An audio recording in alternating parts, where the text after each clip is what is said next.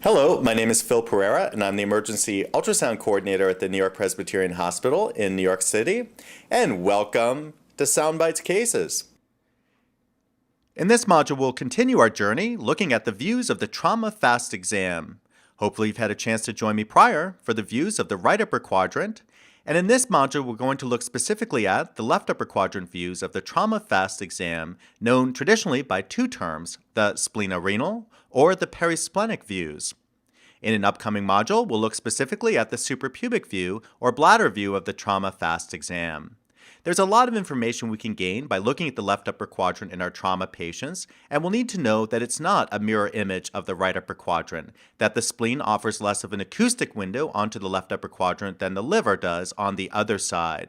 Here's a slide reviewing how to perform the left upper quadrant view of the trauma FAST exam. As the spleen offers less of an acoustic window on the left upper quadrant, we need to bring the probe in from a more posterior position. Thus the mantra, knuckles to stretcher. Optimally, we're using a smaller footprint probe that can get in between the ribs and get a good view into the left upper quadrant area. Position the probe in the long axis view with the probe marker towards the patient's head at about the mid-axillary line or posterior axillary line, with your knuckles almost touching down to the bedside. We'll concentrate on two areas, most importantly, the area above the spleen and below the diaphragm where fluid will preferentially accumulate, but rounding out our exam will look inferior at that splenorenal space. Now that we know how to perform the left upper quadrant view of the trauma FAST exam, let's take a look at a normal ultrasound image. I have the probe oriented towards the patient's head, so superior chest cavity is towards the left, inferior abdominal cavity towards the right. Notice the spleen, the large organ in the middle of the image here, and the kidney, the football-shaped organ, as seen inferior and posterior to the spleen. Notice the curving white line just above the spleen, which is the diaphragm. Recall that in the left upper quadrant that fluid will accumulate preferentially in between the spleen and the diaphragm and will be a dark or anechoic stripe positioned there. Here's another normal video clip taken from the left upper quadrant. In this case, I'm swinging the probe from inferior, looking at the splenorenal interface, to superior, looking at that infradiaphragmatic space. And here as I freeze the image, we see the spleen right in the middle of the image, the curving white line making up the diaphragm, and notice the thoracic cavity as seen just left or superior to the diaphragm.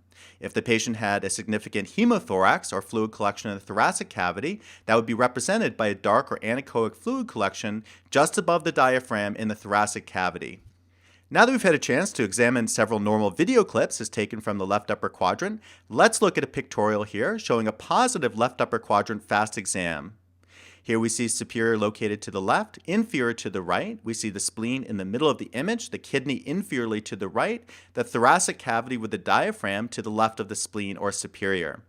We see the area of fresh fluid is demarcated by the orange color, and notice that it layers out predominantly below the diaphragm and above the spleen.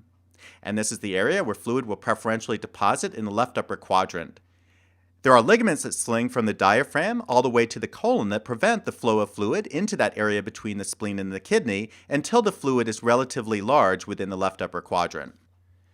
So now let's take a look at a positive exam from a trauma patient. And we see here the spleen in the middle of the image, the kidney inferiorly located to the spleen, and notice the large amount of fresh fluid, that dark or anechoic fluid collection that layers out above the spleen in the infradiaphragmatic location and anterior to the spleen. This indicates a large amount of fresh blood in the left upper quadrant, and we also see a blood clot, that echogenic material, waving around anteriorly to the spleen. So a positive exam in a trauma patient. Here's another positive left upper quadrant view. Notice here, there's a larger amount of fresh fluid present on this examination. We see the spleen in the middle of the image, the kidney inferiorly there to the right, and all the dark fresh fluid as indicated by the dark or anechoic fluid collection as seen infradiaphragmatic and above the spleen. Notice again that the fluid is not preferentially layering out in between the spleen and the kidney, reinforcing the point that this is not a mirror image of the right upper quadrant. Here's another positive examination in a patient who comes in hypotensive after being hit by a car.